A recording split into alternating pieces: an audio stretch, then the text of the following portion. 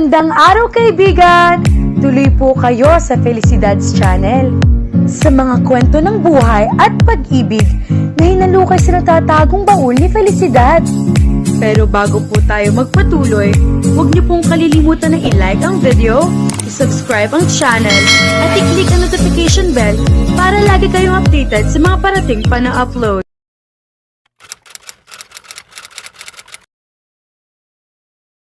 Habang hinihintay ni Yara ang pagkakataon niyang maipamalas ang galing niya sa pagtugtog ng drum set, ay hindi niya rin maiwasang mapalsulyap sa seryosong profile ni Nathan. Ito ang leader at vocalist ng sikat na bandang Phoenix Band. Kasalukuyan nagpapa-audition ng mga ito para sa ipapalit na drummer sa banda ng mga ito. Ang dati kasing drummer na kaibigan din nila ay balak ng sundan sa Amerika ang fiancé at doon rin magpakasal at manirahan. Kaya naman ang malaman ni Yara na nagpapa-audition ng mga ito para sa bagong drummer ay hindi na siya nagdalawang isip at nag-audition na siya.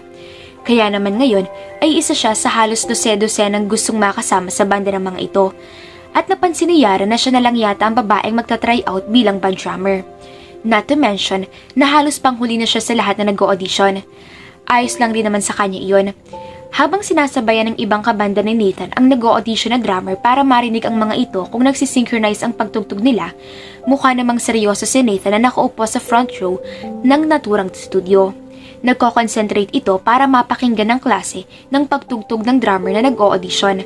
Kaya naman libre niyang pagsawa ang tingnan ng gwapong mukha ni Nathan. At kahit yata tunghayan na lang niya ito forever, ay hindi siya magsasawa. Hindi nakakasawang tinan mukha nito na may mahabang pilik mata at itim na mga mata na tila kung tumingin ay walang nakakaligtas sa paningin nito. Matangos na ilong at mapulang labi. At ang itim rin na buhok nito ay may kahabaan rin na halos sumobra pa ng lagpas sa balikat ang hindi pantay-pantay na gupit noon. Maganda si Nathan in a manly way, parang dark prince or angel. Idagdag pa ang kanyang mapatipuno at maayos sa katawan. Nakasuot ng tight black t-shirt, black jeans at biker boots. Mukha siyang bad boy rockstar na malaanghel ang mukha. And how Yara wished na sana ay siya na lang ang hawak nitong papel at ballpen. Sa ngayon, ay napansin niya pa lang na isa sa ginagawa nito matapos ang isang nag-audition na tumugtog ay may isinusulat ito sa mga form na ipinasa ng mga ayon pagkatapos ay inilalagay niya sa magkabilang pwesto. And she bet ng isa sa pwestong iyon ay para sa mga nakapasa sa pandinig nito at maaring piliin o sa mga natatanggal. Hanga siya kay Nathan dahil talagang nakafocus at dedicated talaga ito sa musika. Hanga siya dito sa kanila nung una pa lang niyang napanood ang mga ito sa mga music videos at mga TV castings. Isa ring rockstar band pero hindi tulad ng ibang mga banda na parang walang kwentang mga kinakanta. Hindi lang basta-basta kumakanta tumutugtog ng musika. Lagi may kahulugan ng kanta ng banda. Kadalasan ito ay tungkol sa kalungkutan, pagkawala ng isang tao o pagkakanulo ng isang tao. Sino ba naman ang hindi nakakaalam sa trahedyang sinapit ng pamilya nito? Ayon sa mga balita, si Nathan ay nasa kolehiyo nang magpakamatay ang kanyang kilalang negosyanteng ama habang ang kanyang sosyalistang ina ay naaksidente sa sasakyan noong araw ding iyon. Na naiwan sa kanya at sa kanya nakakabatang kapatid na lalaki ang responsibilidad na maging mga batang tagapagmana ng kanilang mga kumpanya. Ito ay isang kahindik-hindik na balita noon at marami ring naging haka-haka ang mga tao. Pero syempre ay hindi ipinaalam sa publiko ang totoo talagang nangyari at hinayaan na lang ang mga tao sa haka-haka nila. Nakaka-relate din siya sa kanta nila dahil parte na ng buhay niya ang kalungkutan. Kalungkutan at pagkawala ng isang tao. Kaya naman walang pwedeng mangbintang sa kanya na gusto na niya lang sumali sa banda dahil gwapo ang mga members nun, lalo na si Nathan. Oh well, baka bonus na lang iyon dahil ang unang rason kaya gusto niyang mapasali sa banda ng mga ito ay ang ma-express niya at ma-share sa ibang tao ang nararamdaman niya. Ito rin ang paraan niya para pakawalan ang kanyang panloob na pag-iisip at mga demons. Next! At dahil tila sa sandaling paglalakbay ng diwa ni Yara ay hindi niya agad narinig ang pagtawag sa kanya. Hindi niya namalaya na tapos na palang tumugtog ng drum ang susundan niya. At lalo pang nag-init ang pisngi niya nang mapansin niyang nakatitig sa kanya si Nathan. Ibig sabihin nun ay nahuli siya nito na nakatingin rin dito. Ano na lang ang iisipin ni Nathan sa kanya? Na isa lang rin sa grupi ng mga ito na nagpapakyut lang at gusto magpapansin kaya siya nagtangkang sumali sa band audition ng mga ito? No way! Kaya dapat ay galingan niya. Nagmamadali na siya sa pagpunta sa makeshift stage para tumugtog matapos sumenya si Nathan sa kanya habang tinuturo nito ang relo sa kaliwang braso nito. Ibig sabihin ay nag-aaksaya sila ng bawat segundo. Hindi rin nakawala sa paningin niya ng mapataas ang kilay ni Nathan nang dumula sa kamay niyang hinawakan niyang drumstick na kinuha niya mula sa kanyang backpack. Iyon ang kanyang lucky stick at masanay siya na iyon ang ginagamit niyon kaya naman nagdala siya ng sarili. Regalo iyon ng kapatid niya. Tugtog ka ng parehong tune tulad ng mga nauna sa'yo. Ngayon, magsimula ka na. Sa kanya nakafocus ang paningin nito kaya naman ramdam niya ang pagtatayuan ng maliliit niyang balahibo sa batok. Pero dahil gusto talaga ni Yara na makasama sa banda ng mga ito, pinilit niyang kalimutan sa isip at diwa niya na nakatitig si Nathan. At sa isiping iyon, ibinigay niya ang lahat at ang kanyang best. Pagkatapos ang performance ni Yara sa banda ni Nathan, ay tumingin ito sa kanya. Inaabangan at hinihintay ang magiging reaksyon, pero walang mababasa sa reaksyon ni Nathan. Nagsimula siyang pawisan ng may kaba. Mabuti ba o masamang bagay ang kanyang pananahimik? Lalo na't walang agad na sinasabi si Nathan sa kanya tulad sa ibang mga naunang nag-audition. Lalo na nang tuluyang magtama ang paningin nila. Tila isang nakakaanyayang black hole ang mata ni Nathan na tila humahatak at naghihipnosismo sa kanya. Ha? Kunot-noot litong-litong tanyong rito. Sabi ko, welcome sa banda, Miss Apasible. Sa lahat ng nag-audition ngayon ay ikaw ang pinakamagaling at nakaka-blend sa buong banda. Namilog na naman ang mata ni Yara sa kanyang narinig. Talaga? Tanggap na ako? Tumango si Nathan. Sa simula, bala ko pa sanang pagbotohan namin sa mga inihiwalay kong information ng ibang mga nag-audition kung sino sa kanila ang pipiliin namin. Ngunit pagkatapos kong marinig ang paraan ng iyong pagkanta, sa palagay ko, hindi na kailangan para sa pagboto. You're it. Sabi niya sabay kindat. Naikirapamula naman ang pisngi ni Yara. I'm Mork, nakangiting pakilala ng lead guitarist sa banda. Paul, ang sabi naman ng bass guitarist. Welcome! Nakangiting tumango si Yara sa kanila. At I'm sure nakilala mo na si Nathan. Ani Mork na itinuro si Nathan sa pwesto nito. Pagkatapos ay ibinaling nito ang pansin kay Nathan.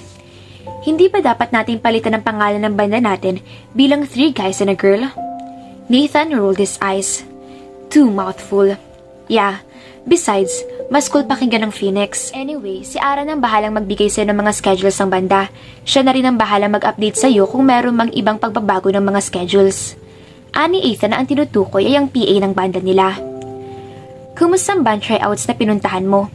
Excited na tanong ni Eunice kay Yara, ang pinsan niyang babae. Simula nang mamatay sa aksidente ang magulang at kakambal niyang babae sa sunog, ay sa tiyahin na niya siya ng kapatid ng mama niya nakatira.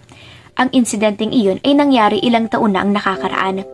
Iyon na lang kasi ang isa sa personal na natitirang alaala at huling regalo sa kanya ng kakambal niya na kung hindi pa iyon nakalagay sa bag na isa sa inilabas na nasusunog nilang bahay, ay baka nasama na rin iyon sa mga nasunog. Ang kanyang drumstick. Isa pa, iyon ang dahilan kung bakit gusto niyang sumali sa banda nila ni Nathan. Teenager pa lang sila ng kapatid niya ay mahilig na silang makinig, kumanta at mag-compose ng musika. Ako ng opisyal na bagong drummer ng bandang Phoenix. Talaga? Congratulations! Salamat. Kinabahan pa nga ako nung una dahil akala ko ay baka hindi nila magusto ng pagtugtog ko. Nonsense! Ikaw na yatang isa sa pinakamagaling na drummer sa Pilipinas. Anyway, mas gwapo ba sa personal si Nathan at ang iba pa niyang kabanda? Sinabi mo pa, parang ang gusto kong sampahin ang lugar na kinapwepwestuhan ni Nathan. Isama mo naman ako sa susunod para makilala at makita ko sila in person. Saka na siguro kapag medyo kilala ko na talaga sila at ang mga moods nila. Baka kasi kapag ngayon pa lang nabaguhan ako sa grupo ay baka isipin nila na feeling close agad ako sa kanila. Kung sa bagay, pero promise mo na ipapakilala mo ako sa kanila ha? Oo naman. Great. So, hindi ba sila suplado sa personal? Alam mo na, may ibang celebrity na mabait lang sa harap ng camera. Mababait silang lahat at palabiro, pero kapag oras ng trabaho ay seryoso silang lahat. Super love ko na talaga sila. Eunice, ano bang nangyayari sa'yo at para kang kinikiliti ng isang dosenong lalaki riyan? Kahit ang mga lalaki na lang sa Phoenix ay okay na sa akin. Puro ka talaga kalokohan at kakayanan.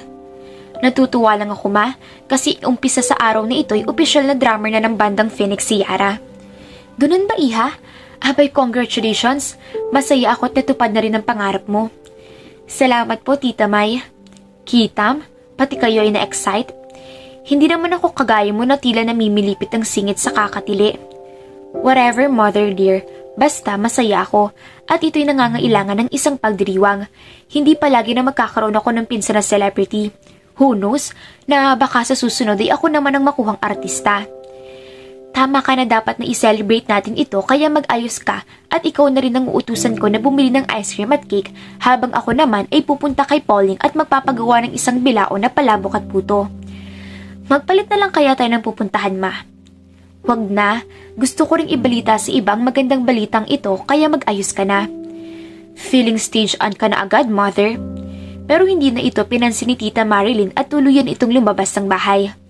Don't worry, Yara. Sasamahan na lang kita. Sa bagay, baka ito na lang ang last chance mo na makalabas ang bahay nang hindi hinahabol ng nakangising sabi ni Eunice. Tandaan mo, pinsan, pwede mo akong kunin bodyguard or personal alalay para lagi ako makikita ng mga lalaking sa Phoenix. Gutom lang yan, kaya halika na at bumili na lang tayo ng pagkain. Katatapos lang ng band practice ni Yara kung saan unang best niyang nakajamming ang buong banda sa studio. Nang magulat pa siya nang may itim na kotseng huminto sa tapat ng waiting shed na pinaghihintayan niya ng masasakyan. Kunot noon niyang napasulyap sa kotse. Lalo na nang unti-unting bumaba ng otomatiko ang bintana nun. Nasorpresa pa si Yara nang makitang si Nathan ang sakay at nasa driver's seat ng kotse. Ang pagkakaalam niya ay nauna na itong umalis kanina pa. Hi Yara, kanina ka pa ba nandyan? Hindi pa naman, mga ilang minuto pa lang naman ako naghihintay dito. Pumasok ka, ihatid na kita sa kung saan ka man pupunta. Hindi ba nakakahiya sa'yo? Baka may lakad ka pa't makaistorbo lang ako. Huwag kang mag-alala tungkol doon. Hindi sana ako nandito ngayon kung may importante akong lakad. Salamat sa pag-aabala. Don't mention it. Hindi mapigilan ni Yara na mapabuntong hininga habang nakatitig siya sa profile ni Nathan na abala sa pumamaneho. Ang gwapo talaga nito, lalo na kapag nakangiti. Pagdating kasi sa trabaho ay seryoso talaga. Talagang nakafocus ito sa musika ng banda nila. Akala ko kasi ay kanina ka pa nakaalis kaya nagulat ako nang biglang humintong kotse mo sa tapat ko. Malapit lang rin kasi yung pinuntahan ko kanina kaya napadaan pa kita rito. So, saan bang punta mo? Pauwi na ako sa bahay. Napatungo-tungo naman si Nathan. Pagkatapos ay sandali itong napasulyap sa relo. Gusto mo bang mag-early dinner tayo? At pagkatapos ay tumingin ito sa kanya bago ibinalik ang tingin sa daan. Medyo nasorpresa si Yara sa imbitasyon ni Nathan sa kanya dahil out of the blue ay iniyaya siya nitong mag-dinner. Bakit? Anong ibig mong sabihin bakit? Bakit mo ako bigla-biglang inimbitahan na mag-dinner kasama mo? Nagugutom na kasi ako. Ikaw din yata, lalo na't matagal din ang naging practice natin kanina. Naisipan kong kumain kaya inimbitahan na rin kita. Bukod sa mas masarap kumain kapag may kasama. Naiintindihan ni Yara ang tungkol sa huling sinabi ni Nathan dahil walang hindi yata nakakaalam sa buong Pilipinas ang nangyaring trahedya sa pamilya nito. Kaya naman ito ang nakababatang kapatid nito na lalaki na lang ang natitirang magkapamilya sa mundo. Bakit naman akong naisipan mong isamang mag-dinner? Dahil ikaw na ang nandito na pwede kong yayain. Paano girlfriend mo? Bakit hindi siyang imbitahan mo? Wala akong girlfriend. I-dinideny mo na girlfriend mo yung nakuha na ng pictures sa magazine na kasama mo nung nakaraang buwan sa isang music event? Hindi ko siya girlfriend. Naglambingan kami at nag-dine out saglit. Mabuti naman habang tumatagal and she knew the score between us back then. Kipit balikat na paliwanag ni kanya. Nawalan kami ng contact almost 2 months ago at nabalitaan ko may kadate na siya sa ibang lalaki. So, kaya naman naisipan mo na akong isama mo na mag-dinner dahil wala kang kafling ngayon. Magdi-dinner na lang? Kung ayaw mo akong samahan, ayos lang. Ihahatid na lang kita sa inyo. Pasensya na. Gusto ko lang makasiguro na walang magagalit o susugod sa akin oras na mabalita na nag-dinner tayo magkasama. Alam naman natin pareho na walang nakakatakas sa mga chismis, lalo na at kilalang personalidad ka rin. I'm sorry too. Kung na-upset kita, ayoko lang naisipin mo na obligado kang sumama na mag-dinner kasama ko. Fine. I'd love to have dinner with you. Basta walang aaway sa akin ha. Hindi mo kailangan mag-alala sa bagay na yan. They ended up having dinner at Overview na matatagpuan sa Forbes Town Center sa Taguig. The place looks intimate, laid back and classy. Tamang-tamang iyon sa tulad ni Nathan na gustong magkaroon ng privacy kahit minsan. Dahil mas nakafocus ang mga customer ng naturang bar o restaurant sa pagkain at sa kadik ng mga ito. Kaya naman walang masyadong nakakapansin kay Nathan. At kung meron mang nakakakilala kay Nathan, ay kontento ng mga iyon sa pagpapalitan ng ngiti, tango o pagbati dito. Kaya naman na-enjoy nila na masarap ang pagkain nila. Yara was really enjoying the dinner and Nathan's company. Kung kumilos at magsalita kasi ito ay parang isang ordinaryong tao lang at hindi isang vocalist ng isang sikat na banda na galing sa mayamang pamilya. Isa pa, sa nagustuhan niya rito ay ang pagiging attentive nito. Kapag may sinasabi siya ay nakatutok talagang atensyon. So, simula pa lang ay magkakaibigan na talaga kayong apat nang magsimula kayo sa banda. Tanong ni Yara kay Nathan. Alam niyang dahil sa sikat na ang bandang Phoenix kaya marami na ring mga facts of life at iba pang balitang alam ng publiko tungkol sa kanila. Pero iba pa rin kung si Nathan mismo ang tatanungin niya at magsasabi sa kanya. Well, noong una ay kami lang talaga ni Mark ang magkabarkada simula pa nung high school. Then we met Paul in college. Si Riga naman, ang drummer namin na pinalitan mo, ay nakilala namin sa isang band gig nang magsimula kami magtayo ng banda. Isa siyang drummer na walang permanenteng banda. Tumutugtog siya kung sino ang nangangailangan ng drummer. Kaya nang maging kabarkada namin siya, ay kami na ay naging permanent band niya. Si isa ba sa mga band gigs na iyon kayo na-discover talaga? Iyon ang alam ng nakakarami. Typical story ng ibang band members. Idagdag pang mas simpleng ipaliwanag yun sa mga tao. Well, the truth is, nagtayo ako ng sarili kong recording company na nung una ay affiliated sa ibang recording company. Pero nang magsimula na talaga kaming makilala ay ginawa ko na iyon sa isang independent company. I guess, when you know some influential people, lalo na't galing ako sa kilalang pamilya, ay mas mabilis mong maisasagawa ang mga plano mo. Ibig sabihin ay hindi totoong nadiscover kayo habang tumutugtog sa isang bar? Medyo may katotohanan din naman yun. Noong panahong iyon, nagpaplano na ako magsimula ng sarili kong recording company. Napag-usap-usapan na rin namin iyan ni Mark na may mga shares din sa kumpanya. Nagkataon naman na may lumipat sa amin na tao. Si Albert na manager ng banda ngayon. Gusto raw niyang i-manage ang banda namin dahil may potential daw kaming sumikat. Sa totoo lang, ay mas gusto naming ma-recognize ang maraming taong musika namin kaysa sa amin. Pero syempre, lagi magkasamang dalawang yon. Ang katanyagan at pagkilala. Kaya ang ginawa na lang namin ay si Albert na lang ang inofera namin na mag-manage sa amin sa kumpanya na sisimula namin. Pagkatapos ng lahat, mas marami na siyang alam at kilalang tao sa music industry kaysa sa amin. Pumayag naman siya. Katulong namin siya sa pagsisimula ng kumpanya at tulad ng sinasabi ng lahat, the rest is history. At ngayon ay marami na ring talents ang kumpanya namin. At hindi alam ng publikong ikunento mo sa akin yan. Oo Mas hindi kasi komplikadong ipaliwanag sa publiko na nadiscover kami ni Albert sa isang band gig. Ito ang katotohanan kahit na ito ay half-truths lang. Ngayon, sapat na ang tungkol sa akin. Ikaw naman na magkwento. Saan ka natutong tumugtog ng drums na ganyan? Ayon sa impormasyon na ibinigay mo ay wala ka pang experience bilang band drummer. Pero sa pinapakita mo sa pagda-drum, parang professional drummer ka. Mas magaling ka nga yata sa ibang kilalang band drummers na narinig ko. Hindi naman maiwasan ni Yara na mag-blush. Nagmumula kay Nathan, ang papuri sa galing niyang mag-drum, lalo na at metikuloso ito pagdating sa musika at sa banda nito. Salamat sa iyong papuri, ito'y isang karagdagang pagpapalakas para sa aking talento at kumpiyansa. Nagsasabi lang ako ng totoo, kahit na isang karangalan ang mapuri ng ganyan. Anyway, para sagutin ang tanong mo, nagmana yata kami ng kapatid ko sa parents namin na parehong mahilig sa music. Pero mas ginawa lang nilang hobby yun kaysa career. Kaya natural na sa amin ang mahilig na rin sa musika. Mas prefer ng kapatid ko mag-gitara, habang mas fascinated naman ako sa drums. Lalo na kapag nag-iiba-iba ang tempo nun at ramdam ko ang vibration ng drum beats. At sa pag-drum, may ilang uri ng kalayaan para sa akin. Sabi ni Yara na may habag at pagtataka. As if kaya ko lang bitawan at hayaan ang drum beats na manguna sa musika. Well, pareho rin kaming marunong kumanta ng kapatid ko, pero mas gusto namin tumugtog. Kaya naman elementary pa lang kami ay nag-aaral na kaming matuto ng sari-sariling instrumento na napili namin. Noong high school ako ay kasali ako sa isang all-girl group band na tumutugtog sa campus namin tuwing may mga programs. Ako rin ang drummer ng section namin kapag may cheering competitions. Mas gusto kong magpatugtog ng drum kaysa mag-cheer. Sa totoo lang, hindi ko naisip minsan na mapapasama ako sa isang professional band like Phoenix, ngunit ang iyong mga kanta at ang mga kahulugan nito ay naaakit sa akin.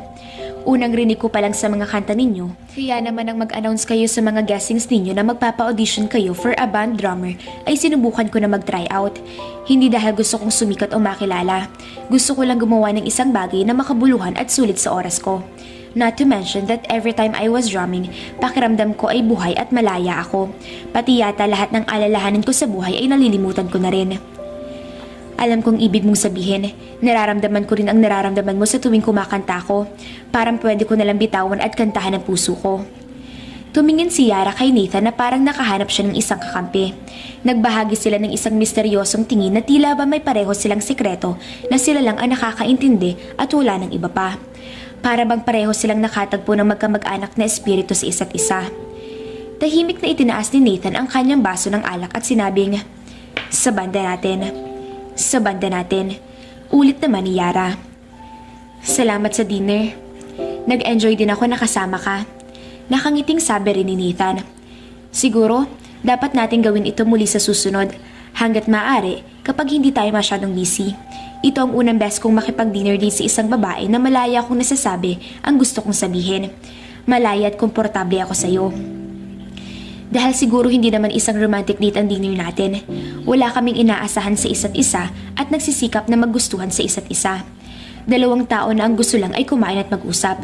Wala tayong expectations sa isa't isa. Tama ka.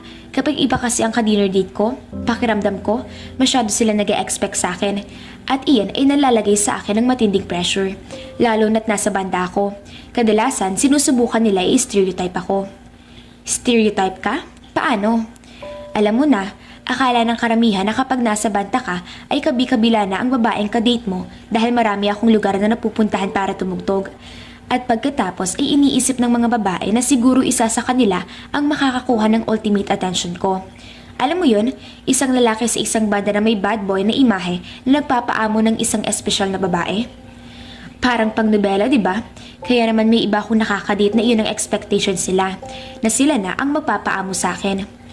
Well, ikaw ba? Isang uri na bad boy na naghihintay para sa isa? Hindi naman. Hindi naman kasi ganun masyado ang dinedate ko. I dated, pero hindi sabay-sabay tulad ng iniisip ng karamihan. Isa pa, sa tingin ko, hindi bad boy ang tamang termino para sa akin. Naging saksi ka rin ng paiba-iba ang mood ko sa iba't ibang sitwasyon. May oras na kailangan ko maging seryoso, makipagbiruan at gawing casual na nakikipag-usap lang. So, moody ka pala. Siguro, pero hindi naman sa masamang paraan. Itinatama ko lang ang okasyon ng mood ko. Tulad na lang kapag sa band practice, kailangan natin mag-concentrate at huwag magloko. And the one part, hindi niya alam kung bakit tila nais niyang marinig ang sagot ni tungkol doon. Kumibot-kibot ang labi ni Nathan tapos nagkibit balikat siya. Sinong nakakaalam? Hindi naman natin masasabi o mapepredict ang tungkol dyan. Sa bagay, kaya nga nag-enjoy ako sa company niyo nung hapunan. Hindi mo inaasahan ang mga bagay na iyon mula sa akin. Kaya naman madali ako magsalita at kumilos. Siguro ay isang factor na doon ang pagiging isang banda natin. Ibig sabihin, hindi mo lang ako nakikita stereotypically. Tulad ng ibang mga babae. Dahil nakikita mo ako sa natural environment ko kung paano talaga ako makipag-interact sa babae, sa mga tao, lalo na sa mga mamalapit sa akin. So, ang sinasabi mo ay komportable ka sa akin, kaya naman magaan ang pakiramdam mo para sabihin sa akin ng mga bagay na hindi mo natural na sinasabi kapag nakikipag-date sa ibang mga babae. Tama. I see. Natutuwa ako sa nararamdaman mo na makakapagtiwalaan mo ako sa mga bagay na ito. Parte ka na ng banda at palagi mo na rin akong makikita kaya sooner or later ay makikilala mo na rin ako ng husto. Banta ba yan? Hindi. Just a heads up. I bet it is. Gotta go. Kita-kits na lang sa practice. Ingat. Pahabol na sabi ni Yara nang papasakay na ulit si Nathan sa kotse nito. Sumaludo si Nathan sa kanya bago siya pumasok sa kotse niya at saka umalis. Papalabas na si Yara mula sa studio na pinagpapraktisan nila nang habulin at pigilan siya ni Paul sa pag-alis. Munti ko nang makalimutan, mamayang gabi, bandang 8 ng gabi ay may gaganaping party sa bahay ko. Pumunta ka, magsama ka kahit na sinong gusto mo. Sabi niya sabay kindat bago siya nagsimulang lumayo. Party? Pahabol na tanong ni Yara dito. Bahagya ring nangunot ang noo niya. Tumango si Paul. Birthday ko ngayon, kaya nga may gagawin akong party mamaya. Birthday mo ngayon? Bakit wala man lang bumati sa'yo kanina? Nalaman ko sana. Binati na nila ako sa text. Happy birthday. Anong gusto mong regalo ko sa'yo? Napangiti si Paul. Salamat, pero huwag ka mag-abala. Sa tingin ko, sapat ng halik mo bilang regalo. Kahit na wala akong pakialam kung halikan mo ko mamaya. Biro nito kay Yara. Ngumisi si Yara. Oo naman, gusto mo sa noo pa kita ikis? Huwag naman, masyado mo naman akong ginalang niyan. Natatawang sabi ni Paul sa kanya. Natawa na rin si Yara. Naputo lang ang biruan at tawanan nila nang lapitan sila ni Nathan mukhang paalis na rin. Mamaya na pare. Ani Nathan na tinapik pa sa balikat si Paul bago ito napasulyap kay Yara. Malakas ang ulan sa labas. Gusto mong sumabay para ihatid na kita sa inyo? Tanong nito sa kanya. At dahil naihatid na rin siya nito ng nakaraang araw at wala siyang balak makapagpasa sa ulan at magkasakit kaya napatango na rin siya bilang pagpayag. Oo naman. Kung handa ka na, tara na, umalis na tayo. Ingat kayo, kita-kits na lang mamaya. At huwag niyo kalimutan na magja-jamming rin tayo mamaya sa party. Pahabol na paalala ni Paul nang paapaalis na silang dalawa ni Nathan. Naghihintay sa tapat ng elevator si Yara at Nathan para sa pagbukas nun sa floor kung nasaan sila nang harapin si Yara ni Nathan. Nakasandal ito sa gilid ng elevator habang ang dalawang kamay nito ay magkakross sa harap ng katawan. Habang ang bitbit nitong gitara ay nakasandal patayo sa tabi nito. So, pupunta ka ba mamaya sa party ni Paul? Casual na tanong ni Nathan sa kanya. Tumango si Yara. Aha, isasama ko ang pinsan ko. Sigurado ako na matutuwa iyon dahil paborito niya talaga ang banda natin. Tapos sumimangot si Yara. Kakaiba pa rin kapag naiisip ko na parte na ako ng banda. Parang napaka-surreal pa rin sa akin ito. Parang isang panaginip lang ang lahat.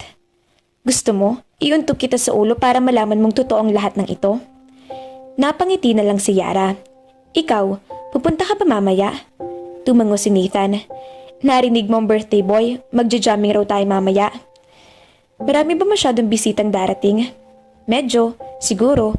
Bukod sa mga kaibigan at kakilala ay meron din ibang press people na magko-cover ng birthday party niya para maisulat sa magazine, dyaryo at internet.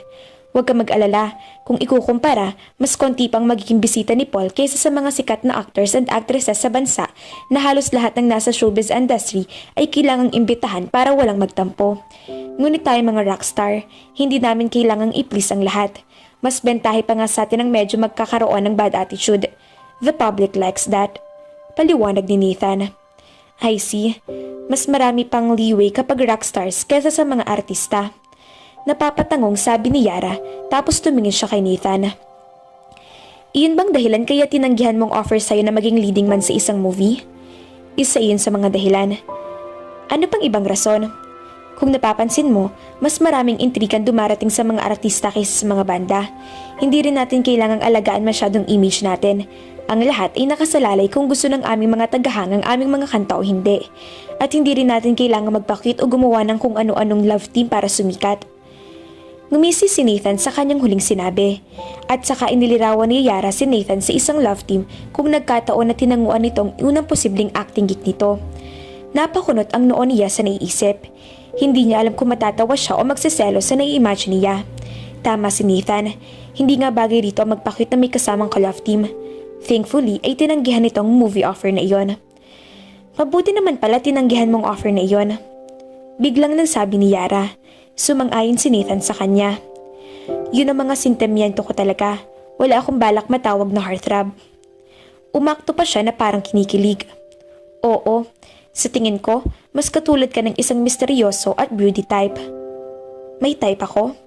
Oo, hindi mo lang siguro napapansin dahil natural na yun sa'yo.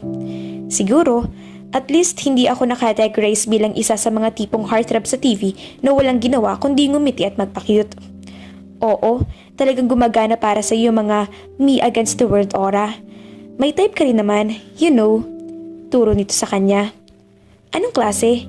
Yung tipong friendly but hiding something. Lagi kang nakangiti pero may pinipigilan. Sandaling napalis ang ngiti ni Yara. Hahagya siyang napatungo. Matapos ang isang segundo ay muli siyang nag-angat ng paningin at muling ngumiti. Pero sa pagkakataong iyon ay tila hindi iyon umabot sa mga mata. At least, hindi ako yung tipong pa-cute na may mga body at nakakalokong ngiti. Tumangulang si Nathan, hindi nito pinuna ang napansing sandaling pag-iiba ni Yara ng ekspresyon. Point taken. At gusto kita sa ganitong paraan kasi pag nagsimula kaming umarte ng bubbly at kalokohan, baka bugbugin kita ng sarili mong drumsticks. Pabirong banta ni Nathan sa kanya. At kasama niyan, muling bumalik ang natural na sigla ni Yara. Hindi na rin niya napigilan ng matawa, lalo na nang marinig na sinabi ni Nathan na may gusto siya sa kanya kahit papaano. Nang bumukas na ang elevator ay tumayo na ng diretso si Nathan mula sa pagkakasandal nito bago kinuha ang gitara nito na nakasandal sa pader. Pinauna siya nitong makapasok sa elevator. So, susundin ba kita mamaya at iyong pinsan? Siguro mga 7 or 7:30. Gabi na magsisimula at late na matatapos ang party. Mas magiging safe kayo ng pinsan mo kung susunduin at ihahatid ko na rin kayo pa uwi. Tumango si Yara bilang pagsang-ayon. Sa tingin ko, okay na ang 7 para may allowance tayo sa traffic kung meron man. Great, 7 it is. Napasulyap si Yara sa pintuan ng kwarto niya nang bumunga doon ang excited na si Eunice. Yara, tapos ka na ba mag-ayos? I think si Nathan na ang sakay sa humintong kotse sa tapat ng gate natin. Lumabas na nga si Mama para pagbuksan siya ng gate bago pa siya makilala at dumugin ng mga kapitbahay natin. Oh my gosh, hindi pa rin ako makapaniwala na nandito sa atin si Nathan para sunduin tayo. Kaya bilisan mo na dyan at baka mainip si Fafa Nathan. Sabi pa nito bago tuluyang umalis at iwan siya sa pag-aayos. Napapailing at napapangiti na lang si Yara habang sinisipat niya ang sarili sa kanyang full-length mirror. Nakasuot siya ng bootcut distressed jeans, red silk blouse na nakakapit sa kanyang curves at red strappy sandals. Habang ang buhok niya ay tinali na lang niya na pang high ponytail habang may ilang hiblang nakalukay. Okay na rin iyon lalo at tutugtog rin sila mamaya. Kaya mas magandang walang tatabing na buhok sa mukha niya. Bukod sa lip gloss at blusher ay wala na siyang inilagay na iba pang makeup sa mukha niya. Nang makontento na siya ay ayos niya at nang matapos na siyang magwisik ng pabango ay kinuha na ang tote bag at umalis na ng kwarto para puntahan na sina Eunice na nasa sala. Alam niyang sobrang excited na ng pinsan niya simula pa lang nung unang beses na ipaalam niya dito ang tungkol sa birthday party ni Paul kaya siguradong hindi na ito makapaghintay na makita ng personal at malapitan ng iba pang kabandmates niya. Napailing-iling si Yara. Kahit yata anong isipin niya ay hindi pa rin niya mapaniwalaan na parte na rin siya ng bandang Phoenix. At hindi nga siya nagkamali sa kanyang hinala dahil pagkarating ni Yara sa sala ay nakita niya ang pinsan at tita niya. Pati na rin ang dalawang katulong nila na halos hindi na magkamayaw sa pagpapapicture kasama si Nathan. Habang si Nathan looked amused. Tila ba naaliw itong sakyan ng trip ng pinsan at tita niya. At nang makita siya nito ay lalo itong napangiti, kinindatan pa. Hey! Hi! Ay sino mukhang magkakakilala at close na kayong lahat dito. Oo, mayroon kang mabait at magilaw na kamag-anak at mukhang nasa lahi na ninyo ang magaganda. Tila pareho namang kinikilig na humagikik ang pinsan at tiyahin niya at pabirong tinapik ng tita niya si Nathan sa balikat. Hindi lang pala talentado at gwapo itong si Nathan, Yara. Marunong pang magsabi ng totoo. Oo nga. Yara just rolled her eyes in amusement dahil kung umasta ang tiya at pinsan niya ay para itong mga love-struck teenagers. Halos pupugin ng halik ng mga ito sa pisngi si Nathan na tatawa-tawa naman. May kasama pa iyon na yakap habang sige pa rin sa pagpapicture ang mga ito. Hay nako, siguro naman ay marami na kayo nakuhang picture. Oras na para umalis na tayo. Baka naghihintay na sa amin sina Paul. Isa pa, baka sobra na ninyong nalambog si Nathan sa kakayakap at halik ninyo. Kailangan pa namin siya sa banda. Aking tagapagligtas. Nakangisi namang deklara ni Nathan na mabilis na ring nakalapit kay Yara at pabiro pa itong yumakap sa kanya ng mahigpit na tila ba talagang iniligtas niya ito sa kapahamakan. Sigurado akong nag-enjoy ka naman masyado sa attention nila sa'yo. Ngumisi lang si Nathan nang pakawalan siya nito bago siya nito inakbayan na naman. Wala akong pakialam na napapalibutan ako ng magagandang babae. Sus, bolero. Nagsasabi ako sa'yo ng totoo. Kailangan pa ba namin gumawa ng banner ng love team ninyo? Kami ni Mami ang president at founder. Magandang ideya yan. Napakunood si Yara na napatingin sa direksyon ng pinsan at tita bago umiling. Yan bang epekto sa inyo ni Nathan? Nawawala na kayo sa tamang katinuan? Well, tatanggapin ko yun bilang isang papuri. Siyempre, gagawin mo. Tara na nga at baka kung ano pang maisip na kalokohan ni na tita kapag hindi pa tayo umalis. Napapailing pa ring yaya ni Yara kay Nathan bago ito lumabas ng bahay matapos magpaalam sa tiyahin. Tatawa-tawa naman parehong nakasunod sa kanya palabas sina Nathan at Eunice. Pero seryoso ako sa sinabi ko kanina. May something lang sa inyong dalawa. Napapansin kong may magandang vibe sa pag-itan ninyong dalawa. May chemistry. Talaga? Oo naman. Gawan daw ba kami ng chismis? Hindi mapigil ang sabat ni Yara nang lingunin niya ang mga ito. Eunice, nasa banda kami at hindi kami mga actor at actresses na kailangan ng love team. Kung sasabihin mo, pero sinasabi ko lang naman ang obvious na napapapansin ko. Doon ako sa likuran papwesto. May panunokso sa boses nito. Pasensya ka na sa pinsan at tita ko, masyado lang sila na-overwhelm sa pagpunta mo dito sa amin. No worries, masiyang kausap ang mga relatives mo, parang walang dull moment. Salamat siguro. Sana, huwag mong mamasamin ang tanong ko. Pero, nasaan ang mga magulang mo? Nasaan sila? Nagtataka lang ako dahil dito ka nakatira sa tiyahin at pinsan mo. Sandaling natahimik si Yara. Kahit kasi matagal nang nangyari ang trahedya sa magulang at kapatid niya, ay nalulungkot pa rin siya kapag naalala niya ang nangyari sa mga ito. Patay na sila. Oh, I'm so sorry. Pareho pala tayo na wala ng mga magulang.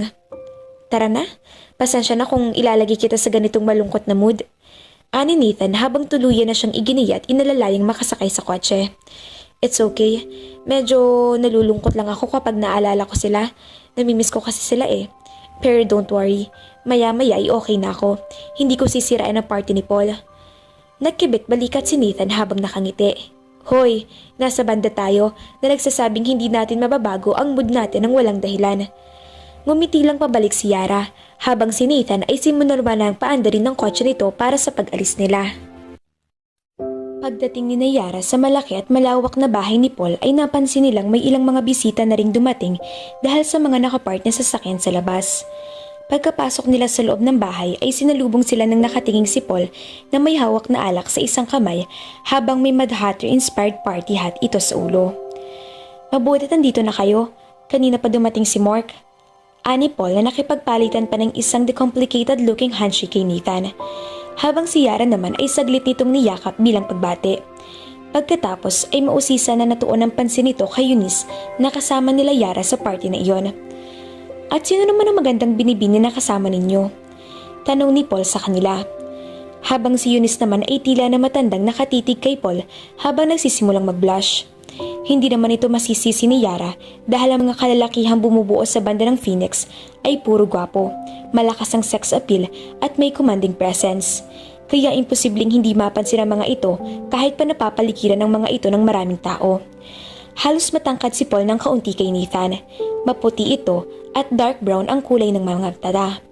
Matangos rin ang ilong nito dahil may lahi itong Kastila. Ang buhok nito ay may kahabaan ng bangs sa magkabilang side ng muka habang nakaspike naman ang bandang likuran. Hindi lang iyon mapansin ngayon dahil naka-party hat.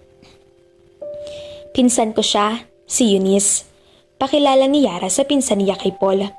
Eunice, si Paul, ang birthday boy. Ikinagagala kong makilala ka, Eunice. Hindi nakakapagtaka na magpinsan kayo ni Yara. Pareho kayong maganda. Nakangiting sabi ni Paul. Yara rolled her eyes in amusement. Obvious na nagpapakute si Paul sa pinsan niya. Ikinagagala ko din na makilala ka. Halos may kabang bati rin ni Eunice dito habang ino-offer nito ang kamay niya kay Paul bilang pagbati. Mabilis namang ginagap ni Paul ang kamay ni Eunice. Pero imbes na makipag-handshake ay dinala nito ang kamay ni Eunice sa labi nito para halikan. Lalo namang nag-blush si Eunice. Nagkasalubong ang paningin ni Yara at Nathan. Nakataas ang kilay ni Yara habang si Nathan naman ay mukhang amused na nakikita sa kaibigan. Well, magkita na lang tayo mamaya guys. Mag-circulate muna kayo habang nagigreet pa ako ng iba pang magdating sa bisita. Ang sabi ni Paul nang mapansin nito na sunod-sunod na ang pagdating ng mga bisita. Yeah, mamaya, Casanova. Hindi mapigilang pabirong sabihin ni Yara dito. Ngumisi lang si Paul. Kinindatan niya si Yara at nagpatuloy upang batiin ang iba pang mga bisita. Sa nadekorasyon na malawak na bark garden sila iginiyan ni Nathan kung saan may mga upuan at mesa. Nandoon din na nakikater para sa party na iyon. Sa bandang harap ng mga nakapaikot sa silya at mesa ay nakapwesto ang makeshift stage kung saan nakahanda na ang mga music equipment na gagamitin nila sa pagtugtog mamaya. Hindi nagtagal ay nakita nila si Mark na nakaupo sa isang mesa na may kasamang date. May iba pa itong kausap at dalawa sa mga iyon ay taga-media. Kaya imbes na doon sila dumiretso, ay iginayan na lang muna sila ni Nathan sa may buffet table para kumuha ng pagkain. Nang makakuha sila ng pagkain, ay si isa sa mga secluded na pumesto sila umupo. Bakit hindi tayo sa table ni na Mark nakijoin? Tanong ni Yara habang pinagagala niya ang kanyang paningin sa paligid. Nagsisimula ng lalo pang dumami ang mga bisita na karamihan doon ay may mga kilalang personalidad sa iba't ibang larangan ng mga ito. Nagkibit balikat si Nathan. Ewan ko sa'yo, pero ayoko mabombard ng sunod-sunod na tanong gaya ni Mark. Meron namang oras ng official interview. Isa pa, kapag meron kang isang sinagot sa isang tanong nila ay magsusunod-sunod ang mga tanong ng mga iyon. Kung sa bagay, Nathan! Nakuhang atensyon nilang tatlo nang may babaeng tumawag sa pangalan ni Nathan. At nang mapalingon sila sa direksyon ng tumawag dito, ay nakita nilang isang matangkad at payat na babae na tila isang modelo. Papalapit ito sa pwesto nila at tila si Nathan lang ang nakikita. Alam ko narito ka, kung saan wala masyadong makakapansin sa'yo. Nakangiting sabi ng babae nang tuluyan na itong makalapit sa kanila. Si Nathan naman ay tumayo mula sa kinauupuan nito para batiin at halikan sa pisngi ang babaeng bagong dating. Pelaya, nakauwi ka na pala galing New York. Napangiti si Pelaya. Kahapon pa ng gabi, katatapos lang kasi ng mga fashion shows na inattendan ko roon. Tumango si Nathan bago siya sinimulang ipakilala ang mga ito sa bagong dating. Pelaya, gusto kong makilala mo si Yara, ang bagong drummer namin. Si Eunice, ang pinsan ni Yara. And ladies, gusto kong makilala ninyo si Pelaya Sandoval. Siya rin ang fashion stylist ng banda at kinakapatid ni Paul at dating runway model sa ibang bansa bago siya naging stylist. So, ikaw ang bagong drummer ng banda. Isang magalang na ngiti ang hinarap ni Pelaya sa kanya. Well, congratulations at good luck at pagpasensyahan mo na lang ang kakulitan at pagiging pasaway ni Nathan. Salamat, sabi ni Yara na bahagyang tumango. Samantalang hindi naman maiwasan ni Nathan na magprotesta. Hey, good boys kaya kami pagdating kay Yara. Hindi namin siya binibigyan ng sama ng loob dahil baka sa susunod ay baka kami na ang paluin niya ng mga drumsticks na gamit niya. Yeah, right. Nagkabit balikat lang si Nathan. Nagsasabi ako ng totoo, itanong mo pa kay Yara. Dahil hindi ka pa niya lubusang kilala kaya hindi pa niya alam ang mga kalolokohan mo. Karamihan sa kanila ay rumors lang. Nathan rolled his eyes. Anyway, gusto mo bang samahan kami sa table namin? Love to, pero kailangan ko pa rin umikot. Marami akong kakilala at kaibigan na nandito ngayon. Magkita na lang tayo mamaya. Kita-kits na lang. So, siya ang fashion stylist natin? Ani Yara nang muling makaupo si Nathan sa pwesto nito. Tumango si Nathan. Tumango si Yara. I see. Well, basta may choices ako. Sa tingin ko, mas okay rin kung sasabihin mo kay Pelaya yung uri ng mga damit na gusto mo para malaman niya kung ano mga styles na pipiliin niya para sa'yo. Ganoon kasing sinabi namin sa kanya nung umpisa pa lang kaya wala naman na hassle pa kapag pumipili siya at ina-approve namin ang mga damit na napili niya para sa amin. Well, hindi ka naman kasi mahirap pilian ng damit dahil obvious na puro dark colors lang naman ang mga isinusuot mo. Besides, lahat naman ata ng damit na susuotin mo ay bumabagay sa'yo. Yara pointed out. Yeah, I guess. Ang pinakamahalaga sa amin ay hindi namin kailangang mamili ng aming sariling mga damit sa mall. Tapos ngumisi siya. Yara rolled her eyes. Yeah, ang mga lalaki at ang kanilang poot sa pamimili. Minsan namimili din kami, pero kapag mamimili kami ay alam na agad namin ang bibilhin namin. Hindi katulad din yung mga babae na dapat paatang halugugin ng buong mall bago kayo makapili na gusto ninyong bilhin. Nakangiting dagdag ni Nathan sa sinabi ni Yara. Siguro tama ka, pero kasi gusto namin ang mapipili at mabibili naming damit ay yung talagang babagay at gusto talaga namin, yung magandang tingnan sa amin. Tama, lalo na't kami mga babae ay maraming kinukonsider kapag namimili ng mga damit. Hindi katulad ninyong mga lalaki na basta ay makita kayo t-shirt at jeans sa tingin ninyo ibabagay at kakasya sa inyo, ay okay na yon. Lalo na kung may suki na kayong bilihan ng damit. Samantalang kami mga babae ay may pagka-competitive. Lagi namin gusto na ang bibilihin namin na damit ay iyong babagay talaga sa amin at iyong ma-enhance talaga ang ganda namin. Paliwanag ni Eunice kay Nathan. Ano ito? Fashion 101? Tanong ni Mork na lumapit sa table nila matapos itong magpunta sa buffet table. Mork! Bati ni Nathan sa kanya sabay tango. Tuluyan nang naupo si Mork sa mesa nila matapos itong maghila ng upuan mula sa kabilang mesa. Langya, nagtatago pala kayo dito sa bandang hindi masyadong pansinin ng mga tao habang ako na lang ang sumasagot o umiiwas sa tanong ng mga press na bisita ngayon dito.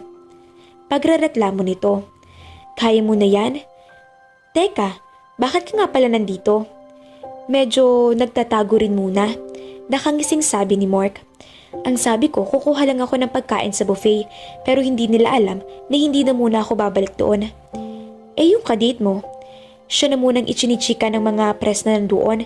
Siya ay isang model at isang artista kaya siguradong matagal-tagal rin ang chikahan nila roon. Talaga bang ilag kayo sa mga press? Ang tanong naman ni Eunice. Kaya naman napabaling rito si Mark tapos ngumisi siya. At sino naman ikaw, Miss Ganda? Siya si Eunice, pinsan ko. And Eunice, siya si Mark na mahilig bang pa-cute kahit na may kadate na. Para namang may warning na agad nakasama ang pakilala mo sa akin yan, Yara honey. Nakanguso na sabi ni Mark. Hindi naman, idinidescribe lang kita. Napailing-iling naman si Nathan, habang si Eunice naman ay hindi malaman kung mahihiya o ngingiti lang nang balingan siya ni Mark. Pinsan ko yan, Mark. Huwag kang pa-cute na playboy dyan dahil bago mo mahawakan ng isang daliri niyan ay dapat napakasalan mo muna yan. Pabirong paalala ni Yara dito. Ah, ganun ba? Kasal agad? Anong kasal-kasal? Sakal, gusto mo? Ani Paul na hindi nila namalayan na nakalapit na pala sa table nila at akmang sasakalin na nito si Mark. Pakiramdam ka na agad dyan, pare. Ngumisi lang si Paul kay Mark bago nito pinagala ang paningin sa grupo nila. Maghanda na tayo guys, maya-maya lang ay magsisimula na tayo mag-umpisa ng mini-concert natin. Tara na? Deklara ni Nathan na tumayo na rin sa upuan nito bago nito inalalayang tumayo si Yara sa sarili nitong inuupuan, habang si Eunice naman ay sumulyap sa pinsan niya na panay ang sulyap kay Paul. Okay ka lang ba na maiwan ka muna namin sandali? I'll be fine. Maya-maya'y makikijoin na rin ako sa mga crowds na manonood ng performance niyo. Tumango si Yara at sumunod na siya sa ibang kabanda niya sa harap ng makeshift stage para sa final checking ng mga gagamitin nilang instrumento sa pagtugtog nila.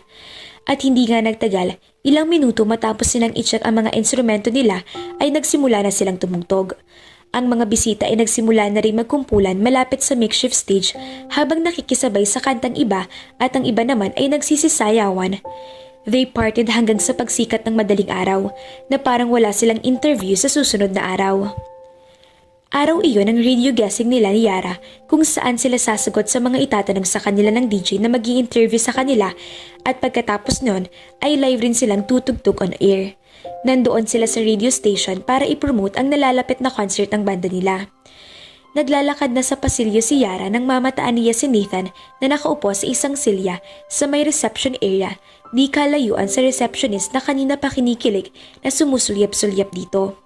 Habang si Nathan ay mukhang busy sa kapipindot sa cellphone nito. Nag-iisa pa lang ito doon nang tuluyan niya itong malapitan at naupo siya sa katabing silya nito. Hi! Sandali siyang sinulyapan at nginitian ni Nathan bago ito muling bumaling sa kakatype nito sa cellphone. Hi! Otomatikong bati rito sa kanya. Yara raised a brow. Ano bang napaka-importante sa cellphone mo at mukhang busy ka sa kakatext dyan? Nag-iisip lang ako ng posibleng lines para sa next kanta natin, kaya isinusulat ko na muna sa phone ko bago ko pa malimutan. Ah, kaya pala pati yung receptionist na kanina pa nagpapakyut sa'yo ay hindi mo napapansin. So, nasa ng tropa? Tanong ni Yara habang ipinapalibot ang paligid ng paningin. Papunta na sila, meron pa naman tayong 25 minutes bago tayo umere. Hindi ka na ba kinakabahan sa mga ganitong klaseng interview, lalo na't live pa? Nagkibit balikat si Nathan. Sa wakas ay natapos na ito sa pagtipa sa cellphone at ibinalik na iyon sa bulsa ng leather jacket nito. Hindi na. Sana yan lang. Parang baliwala na lang kapag matagal mo nang ginagawa. At saka walang mali o tamang sagot naman sa mga tanong na itatanong nila sa'yo. Sagutin mo lang ito sa paraang gusto mo. Salamat sa payo. Inihilig ni Nathan ang kanyang ulo. Basta, huwag ka masyadong mag-alala at huwag kang mag-isip ng kahit ano dahil mas lalo kang kakabahan. Isipin mo na lang na ordinaryong usapan lang ito at na walang libo-libong mga tao na nakikinig sa atin sa ere. Okay, tumango si Yara. Makalipas ang 10 minuto ay halos magkasusunod na dumating sina Paul at Mark. Obvious na puyat na rin ang mga ito, kagaya ni Nathan. Nakashades ang mga ito. Hindi nagtagal ay meron ng sumundo sa kanila para ihatid sila sa booth kung saan gaganapin ang kanilang live on-air interview. Matapos ang kamustahan at pagpapakilala sa kanila sa ere ay nagsimula na sa pagtatanong ang DJ na si Max sa kanila. So, Yara, ikaw ang pinakabagong miyembro ng Phoenix. Balita ko, sumali ka lang ilang linggo nang nakakaraan. Bakit mo gustong sumali sa banda? Isang matamis na ngiti ang ibinigay ni Yara bago sinagot ang tanong. Alam niyang hindi iyon makikita ng mga tao pero alam niyang maririnig at mararamdaman ng mga ito ang kasiyahan niya sa oras nang marinig siya ng mga ito. Well, nang malaman ko na naghahanap ng bagong drummer ang Phoenix, kailangan ko mag-try out. Nakikinig ako sa kanilang musika mula pa noong nagsimula sila at alam ko noon na malayong mararating nila. Walang sino man ang humipos sa akin gaya ng ginagawa nila sa musika. Kailangan kong sabihin na ako ang pinakamalaking tagahanga nila bago sila naging kilala at sikat. At nang nagkataong tumingin si Yara kay Nathan, nakita niyang nakatingin din ito sa kanya. Nakatingin ito sa kanya na may gulat na ekspresyon sa gwapong mukha niya. Ganon din ang ekspresyon ng iba pa nilang kabanda nang sulyapan rin niya ang mga ito. Lahat sila ay nagbigay sa kanya ng mga kindat at ngiti na parang nagpapahalaga. Lalo na at nalaman ng mga ito na kahit nag-uumpisa pa lang ang mga ito noon at hindi pa sikat ay sinusuportahan na niya ang mga ito. I see. So, anong ibig mong sabihin? They reached you? Well, noong una akala ko alam ko pero everyday hinahangaan ako ng banda. Hanggat tumutugtog ang banda ng musika at patuloy silang kinakanta ni Nathan, hindi magkakaroon ng isang kanta lang at humihila sa akin. Dahil lahat sila ay napamahal sa akin ng kanilang mga kanta. Inaabangan ko na lang ang mga susunod na kanta ng banda. So, Nathan, nagdadate ba kayo ni Yara? Nabalitaan namin na pumunta kayong dalawa sa overview para mag-romantic dinner. Si Yara ba ang dahilan kung bakit hindi na namin nakikita yung babaeng kasama mo sa music awards? Ilang buwan na ang nakakaraan? Nang iintrigang tanong nito kay Nathan. Nagkasulubungan ng tingin sina Nathan at Yara bago nakangiting sinagot ni Nathan ang tanong sa kanya. Well, si Richie ang kadate ko sa music awards pero hindi kami opisyal na magkasama at naniniwala ako na may kadate siyang iba. At tungkol iyon sa isa pang tanong, ang masasabi ko lang is, Yara is a girl. Kahit sinong lalaki ay mapalad na maging kasintahan si Yara. Tama. We're asking that question prematurely. Siguro kapag may oras, tanungin ka ulit namin in the near future. Nagkibit balikat lang si Nathan. Poker ang mukha niya. His face was poker. And Paul, nabalitaan namin na kakaselebrate mo lang ng birthday mo kagabi hanggang umaga. Yeah. Belated happy birthday din. Salamat pare. At ngayon, ang tanong ko, may nagsabi sa amin na mayroon kang espesyal na attention sa isang magandang babae sa iyong party. Gusto mo bang sabihin sa amin kung sinong misteryosong babaeng ito? Sa ngayon, iwanan natin siya bilang isang misteryosong babae kasi ayoko magsabi o mag-assume ng isang bagay lalo na kung sa huli ay iba naman pala ang kahulugan nito sa pag-ita namin. Hindi kami umiiwas. Ayaw lang naming sabihin ng mga bagay na maaring may ibang ibig sabihin sa iba. Tama iyan. Sang-ayon naman ni Mark. Kasi kung may gusto tayong kumpirmahin, gusto natin ang bubuong katotohanan at hindi puro assumptions lang. Kaya, magiging malinaw sa magkabilang partido. Okay, malinaw na sagot. Ang tanong ko ngayon ay para sa iyo, Mark. Shoot! Totoo ba na nagsisimula ka na mag-compose ng ilang kanta para sa susunod na album ng banda nyo? Well, nagsusulat ako ng ilang mga kanta na maaaring kasama sa aming susunod na album. Wala akong masasabing final sa ngayon. Ang masasabi ko lang sa ngayon ay nagsisimula na kami lahat na magsulat ng ilang kanta bilang contribution. It's a group effort kung tutuusin, kaya lahat kami ay may maipahayag ng aming sarili sa aming musika. Iyon ay nangangahulugan na ang mga pag-uusap tungkol sa pagpaplano mong huminto sa banda ay hindi totoo sa pabor na pagkakaroon ng solo career. Siyempre, hindi totoo. Kung tutuusin, hindi lang kami ng ibang banda dito para kilalanin bilang celebrity or something. Ang gusto namin at ang layunin namin ay maihatid ang aming musika sa mga taong gusto at kilala ito. Tsaka para kaming pamilya sa banda namin, kaya naman hindi namin maiisip ang pagtigil sa pagkanta. Naniniwala ako na matatag, malakas at mas mahusay kami bilang isang grupo. Napakahusay na sagot.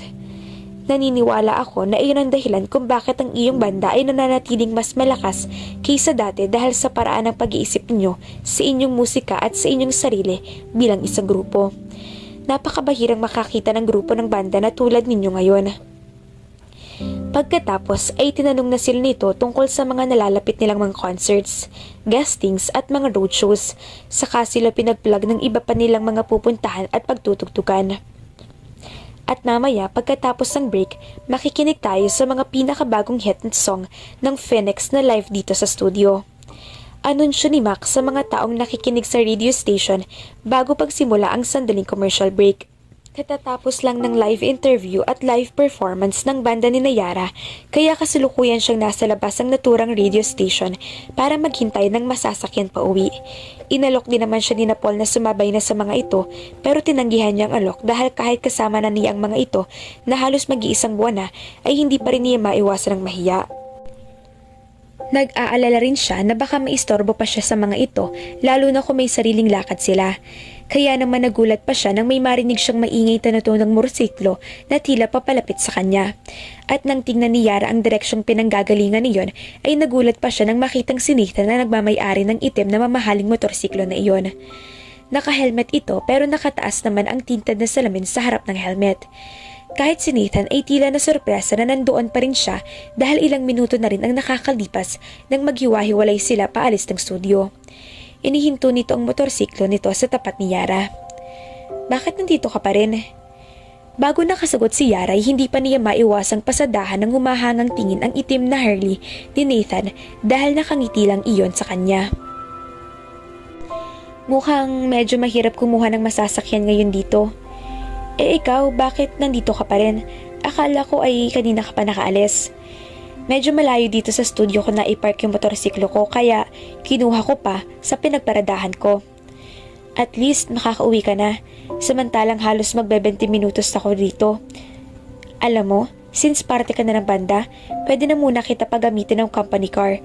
Pagkatapos kapag kaya mo na bumili ng sarili mong sasakyan, ay saka ka na magdesisyon kung ano ang balak mo. Naku, wag na. Bukod sa nakakahiya, lalo na't kabago-bago ko pa lang ay hindi rin ako marunong mag-drive ng sasakyan. Huwag kang mag-alala, madali lang naman magpaturo. Okay, ay bibigyan rin kita ng chauffeur mo. Lalo namang napailing si Yara na may kasama pang pagwagayway ng kamay niya para patigilin na si Nathan sa mga ideya nito. Mas lalong nakakahiya iyon, baka masira ko pa ang sasakyan na ipapagamit mo kaya wag na lang. Isa pa, okay lang naman sa akin na mag-commute o mag-taxi, mukhang mahirap lang talagang sumakay dito. Pero oras na makilala ka na bilang parte ng banda natin ay hindi na ka pwedeng basta-basta magko-commute. Saka ko na po problemahin yon kapag nando na, pero sa ngayon ay okay na muna sa akin ang mag-commute. Tumango si Nathan bago siya bumaba sa kanyang motorsiklo. May kinuha rin itong isa pang extra helmet sa motorsiklo at iniabot sa kanya. Pero sa ngayon ay ako na munang maghahatid sa'yo. Sigurado ka ba? Tumango si Nathan. Hindi ako mag-o-offer na isabay ka kung ayoko naman talaga. Bukod sa oras na iwan kita rito ay mag-aalala lang ako sa'yo kaya sumakay ka na. Napakurap-kurap si Yara, tila hindi pa rin makapaniwala sa sinabi ni Nathan. Ngayon, nakaramdam siya ng kasiyahan dahil sa unang pagkakataon makakasakay siya ng motorsiklo na mamahalin pa at kasing ganda at kasing bilis ng motor ni Nathan. May problema ba? Wala naman, kaya lang hindi pa ako nakakasakay ng motorsiklo at hindi ako makapaniwala na sasakay ako sa iyong napakarilag na motorsiklo. Hindi na rin niya idinagdag na hindi na rin siya makapaniwalang aangkas siya rito sa motorsiklo at mayayakap ni ito. Kahit kasi talagang parte na siya ng banda nito ay hindi pa rin niya mapigilan ng ma-starstruck. Well, tara na. Humawa ka sa akin, sabi ni Nathan. Sinimula na rin itong isuot ang helmet. Naiilang pa na iniyakap ni Yara ang mga braso niya sa katawan ni Nathan at kahit naka-leather jacket ito ay ramdam pa rin niya ang init ng katawan na tumatagos mula sa jacket nito. Salamat sa ride at sa paghatid mo sa akin. Pasalamat agad ni Yara. Okay lang yan, at least alam ko ay safe ka. Kaya kung kailangan mo na maghahatid o susundo sa'yo, huwag ka mag-aatubiling tawagan ako. Naku, nakakahiya naman ata yun. Syempre hindi. On the way naman itong bahay niyo sa pauwi sa bahay ko kaya hindi naman hassle. Kaya kung gusto mo ay ako na maghahatid sundo sa'yo kapag pupunta ka sa studio o kaya kapag may ibang commitment ang banda natin. Total ay ayaw mo naman gumamit ng company car kaya ako na lang ang magsasabay sa'yo. Nakakahiya pa rin lalo na't baka maistorbo pa kita. Pakipot pa rin niya. Lalo na sa isiping matagal-tagal niyang makakasama si Nathan sa araw-araw kapag nagkataon. Huwag ka nang mahiya. Pumayag ka na lang para starting tomorrow o sa next practice or lakad ng grupo ay hindi ka na mahirapan, lalo na nagsisimula ka na rin ma-recognize ng publiko. Ikaw ang bahala, ikaw naman ang may sasakyan basta ba at hindi ako makakaabala sa'yo.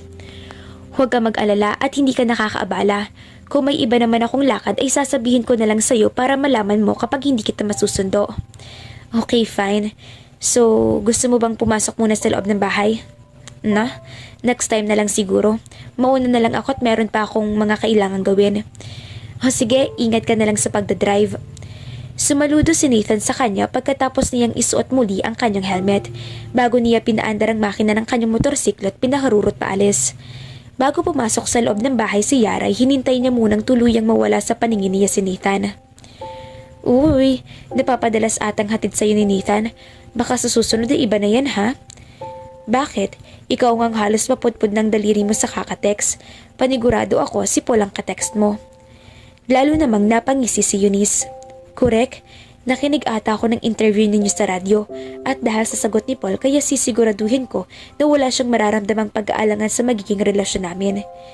Pagkatapos ay sinundan niyo ng hagikik. Napailing-iling na lang si Yara bago siya nagtungo sa silid niya para magpahinga. Mga ka-felicidad, baka lalong lumalim ang feeling ni Yara kay Nathan, lalo na at hitad sundo ang gagawin sa kanya ng binata. Abangan!